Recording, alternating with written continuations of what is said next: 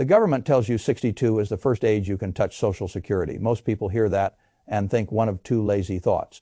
Either 62 is the trap or waiting is the trap. Both are too simple. I have watched people turn Social Security into a slogan because slogans are easier than admitting the real problem. The real problem is that you are not deciding between one check and another. You are deciding when to open a faucet you spent your whole life paying for. And once you open it, the pressure path of the rest of your retirement changes. That is the machine. Every advisor has an opinion. Every retiree at a barbecue has an opinion. Every online calculator acts like it can solve the problem in 90 seconds with a few boxes and a blue button. At one point, the Social Security Administration itself had a break, even calculator on its site. Then it disappeared because people were using it wrong. Think about that.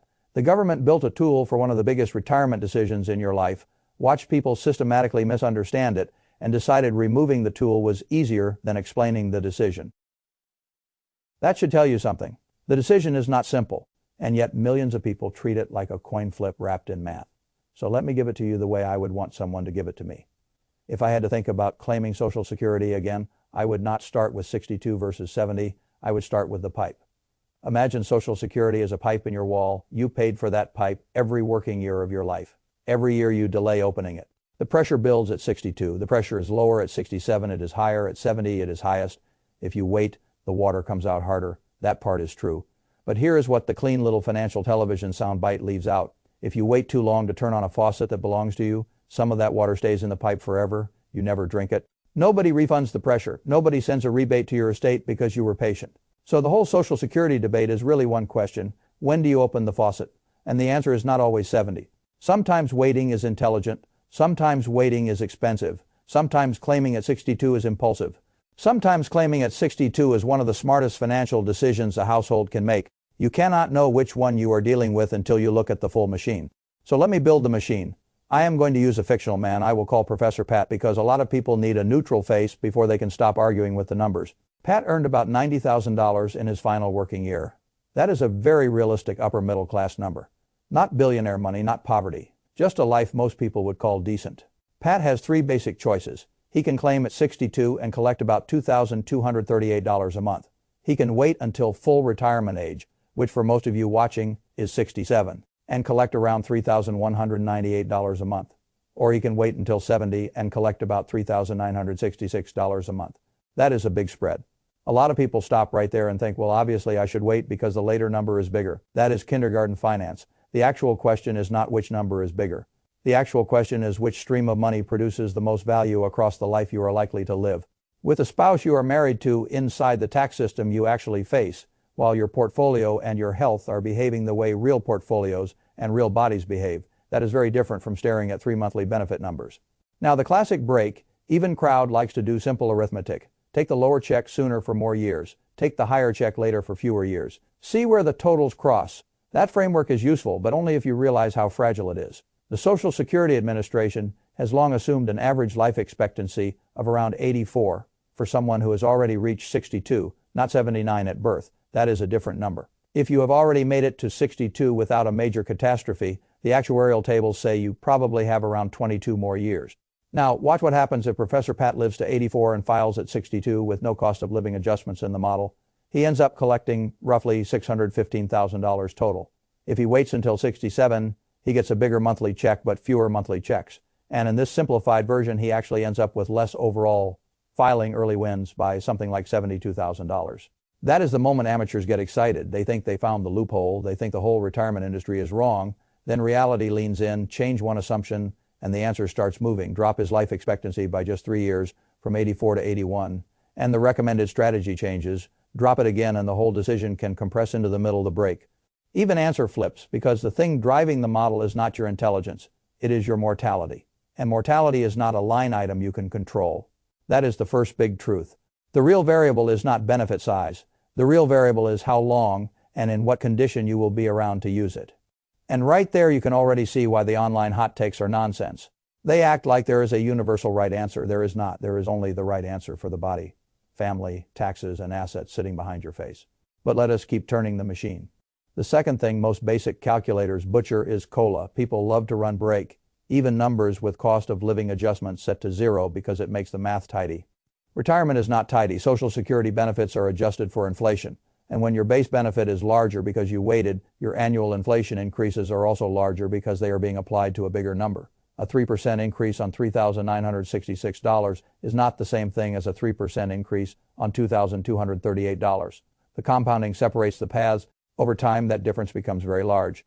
In some realistic models, the gap between filing at 62 and waiting to 70 is not $70,000 or $80,000. It can be more like $246,000. That is not a footnote. That is a different retirement. So now we have the first half of the machine. Early filing can win if life is shorter than expected. Delaying can win massively if life is long and inflation keeps compounding on a higher base. That means the decision is not a slogan. It is a probability tree. Now let me tell you where people get sloppy. They ask the wrong question. They ask, should I file early or wait? That is not the right question. The right question is, which of the legitimate forces in my life make 62 rational or make delay rational? And when I strip away the noise, I only see 7 serious reasons why filing at 62 can make sense. Not because 62 is always best, because these 7 forces are real, and if one or more of them is sitting in your house right now, then waiting until 70 may be financially elegant and practically stupid. The first reason is the most obvious and still the one people are weirdly afraid to say out loud: your health is bad, or your family history is bad, or both. If your father died at 72, your grandfather died at 70, your mother had severe heart trouble early, your own body has already started sending warnings, then waiting for the mathematically superior, bigger check can become a very expensive act of denial. You do not get a trophy for dying with unclaimed Social Security pressure in the pipe. If your expected lifespan is materially below average, then the whole timing logic shifts. I am not talking about panic. I am talking about honesty. If your body is already voting, pretending you can out-negotiate it with a spreadsheet is foolish. The second reason is one I think many people feel but almost nobody frames correctly. You want to enjoy retirement while you can still physically use it. That is not emotional weakness. That is economic reality. Retirement spending does not happen in one flat line. It has phases early on, the go years. People travel, move, visit, walk, see grandchildren, take trips, renovate, try things, spend on life. Later come the slow go years, where money shifts more toward maintenance and comfort. Then come the no-go years, where discretionary life contracts whether you plan for it or not. That means $1 at 63 is not the same as $1 at 79. Even if inflation makes them numerically similar, $1 at 63 can still buy motion. $1 at 79 often buys management. A man once spent his whole working life delaying gratification. More work, more saving, better timing, bigger number. He retired in his 70s with more money than he had ever imagined. Then most of the first 2 years of retirement got consumed by doctor's fatigue and the slow discovery that freedom arrives on a body, not a calendar. The money showed up, the life had already narrowed. That is not a failure of arithmetic, that is a failure of timing. So if claiming at 62 lets you use your retirement during the years when money still has high life utility for you, that is a serious argument. Not for everybody, but for many people with physical jobs, joint pain, declining stamina, or just a realistic sense that the next 8 years are more valuable than the 8 after that. The third reason is household mechanics. Your filing can unlock spousal benefits. This one gets ignored constantly by people who think retirement is an individual sport. It is not, at least not inside a marriage. If your spouse has a much smaller work record or not enough work history to generate a meaningful benefit, your filing date can determine when the household can start accessing spousal benefits. That matters. A lot of families are not one high earner and one matching high earner. A lot of families are one primary earner and one spouse with a light or interrupted earnings record because life happened the way life usually happens. Children, caregiving, part-time work, uneven careers.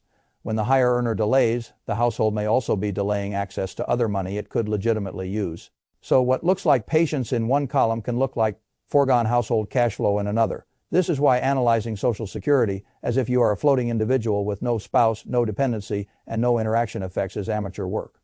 The fourth reason is the most counterintuitive, and in some households it is the strongest case for early filing of all. Your spouse is the higher earner, your spouse has serious health issues, and the survivor benefit is the real prize. Think that through carefully. Suppose your spouse, not you, has the much larger benefit. Suppose also that your spouse has a serious diagnosis or a frightening health profile. In that case, one smart move can be for you to file for your own reduced benefit at 62, collect something while your spouse is alive, and then step up later to the larger survivor benefit when your spouse dies. That is not gaming the system. That is using the system the way it was built. You are not giving up the large, long-term household check because the large check will likely still arrive later as a survivor benefit. You are simply avoiding the dead zone where you collect nothing from your own record during the intervening years. This is the kind of nuance most advice never reaches, because nuance does not fit in slogans. It is also the kind of thing that can put very real money back into a widow's future. The fifth reason is one Wall Street talks about academically and retirees almost never operationalize correctly. The stock market crashes. That changes things.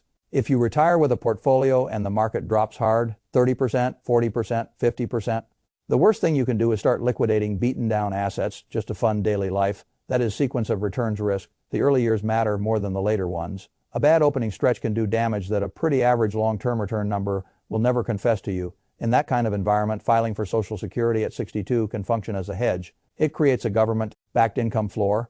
It lets you sell fewer depressed assets. It buys time, and sometimes buying time is the whole game. Now look at the flip side. If you are not yet draining your portfolio and the market has crashed, early Social Security can also become dry powder. Instead of liquidating assets, you can use those Social Security checks to buy discounted equities or at least avoid touching the portfolio while prices are ugly. That is not some cute little tactical trick. That can be one of the most important advantages in a bad market. The faucet becomes a stabilizer, and stabilizers matter most when markets get violent. The sixth reason is taxes, specifically the way provisional income and later retirement account withdrawals can interact. Most people do not understand how ugly the tax code can get around Social Security, because the ugliness hides in thresholds and timing. Right now, depending on your other income, up to 85% of your Social Security benefit can become taxable. Then later in life, required minimum distributions from traditional retirement accounts begin pushing more ordinary income through the system. That means timing matters. If you are in a temporary low-income period, maybe you retired early, maybe work stopped, maybe required distributions have not started yet, then the years before age 73 can be tax light years. In those years, an early Social Security decision can play out differently than it would after the RMD machine starts flooding the room. For some households, filing earlier during a lower income period means collecting benefits, while taxes on those benefits are still relatively mild. Later on, once RMDs arrive, the tax picture can worsen anyway. That means in some cases early filing is not carelessness. It is tax timing. This is not universal, but it is absolutely real. And if you have never modeled Social Security alongside retirement account withdrawals, then you are not analyzing retirement. You are looking at two connected gears as if they are separate machines. They are not. The seventh reason is the least glamorous and maybe the most honest. You need the money. I will say that without condescension, because a lot of very decent people have been taught to feel ashamed of using a system they funded for decades. Life goes sideways, businesses fail, pensions disappoint, adult children need help. Medical bills arrive, divorces happen, inflation eats margin. If Social Security is the thing standing between stability and debt, then using it is not a sign. You blew your life up. It is the reason the system exists. Some people treat every claim before 70 as proof of poor planning. That is lazy moralizing. Money is not won only by the people who delayed best. Sometimes money is preserved by the people who used the available floor when life demanded it. Now let me show you how real this can get. Take a woman I will call Sandra. She is 62, recently retired. Her husband is 65. He has the higher Social Security benefit by a wide margin, but he also has a serious heart condition. Sandra's own benefit at 62 might be around $2,100 a month. Her husband's benefit at full retirement age might be around $3,600. If Sandra waits until 67, maybe her own check rises to around $2,900. That sounds attractive. More money later, bigger faucet, cleaner chart. But suppose her husband dies at 69. If Sandra waited, she may have spent 7 years collecting nothing from her own record, only to switch to his larger survivor benefit after he dies. Instead, by filing at 62, she could collect her own benefit during those years and still later move to the larger survivor check. Over 7 years, that can be well over $100,000 of real cash that would otherwise have been left untouched in the pipe. That is why I keep telling you that the machine matters more than the slogan. And before anybody starts cheering too loudly for 62, let me say the other half just as clearly. There are also many situations where delaying is the smarter play. If you are healthy, have good family longevity, strong savings, no immediate need, and especially if you are the higher earner in a marriage, waiting can be extraordinarily valuable. The larger base compounds, the inflation adjustments compound on a higher number. The survivor benefit is protected at a higher level. And if you compare delaying to 70 with the kind of return you would need to replicate it privately, it can resemble something like an 8% guaranteed increase from deferral. That is not easy to beat, honestly, especially once you price in longevity insurance and inflation protection. That is why the lazy people on the opposite side are wrong too. This is not a Ray RA argument for claiming at 62. It is an argument against using one sentence to answer a multivariable problem. So what would I do? I would do 3 things before making the call. First, I would run the break, even analysis, but I would refuse to run it with one life expectancy number like a child following instructions. I would move the assumption up and down by 3 years and 6 years. I would watch how quickly the optimal answer flips. If a small change in lifespan changes the answer, then I know I am not dealing with certainty. I am dealing with sensitivity. That should make me humbler. Second, if I were married, I would refuse to analyze my benefit in isolation.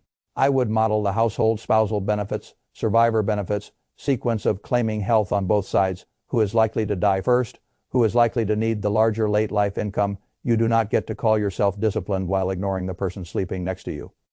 Third, I would look at my current environment, not the one I imagined 5 years ago when markets were calmer and my body felt younger. If the market is crashing, if my health picture has changed, if my spouse's health picture has changed, if my tax environment is temporarily favorable, if my job has become unbearable, then I would be willing to reopen the timing question. Good plans adapt when facts change. Bad plans cling to old assumptions because changing your mind feels embarrassing. Now let me say something a lot of investors need to hear. The financial planning industry has structural reasons to prefer delay. Advisors who manage portfolios get paid on assets under management. If you draw less from your portfolio because Social Security starts sooner, those managed assets stay larger. I am not calling the whole industry corrupt. I am saying incentives exist. And whenever incentives exist, you should at least notice them before borrowing certainty from someone else.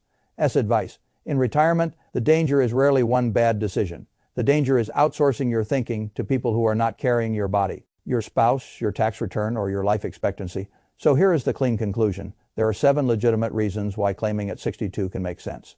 Bad health, a narrow go window spousal benefit unlocking, a sick higher earning spouse that makes the survivor strategy dominant, a market crash that makes a guaranteed floor useful, tax timing in a lower income period, and plain old need. Those are not loopholes. They are real conditions. And if one or more of them applies to your life, then filing at 6 the second of may not be a compromise. It may be the intelligent move. But if you are healthy, financially strong, and part of a household where the larger later benefit protects a surviving spouse, then waiting may still be the best investment available to you. The mistake is not claiming at 62. The mistake is claiming at 62 without knowing why. And the other mistake is waiting until 70 only because somebody in a blazer said patience is always noble. Money is not noble. Money is useful. And the right Social Security decision is the one that maximizes useful money in the life you are actually likely to live. Not the life a stripped-down calculator pretends you have. That is the whole game. When do you open the faucet? Not too early, because you were scared. Not too late, because you were obedient. At the moment when the pressure, the life in front of you, the spouse beside you, the market around you, and the taxes behind you all say the same thing. Now,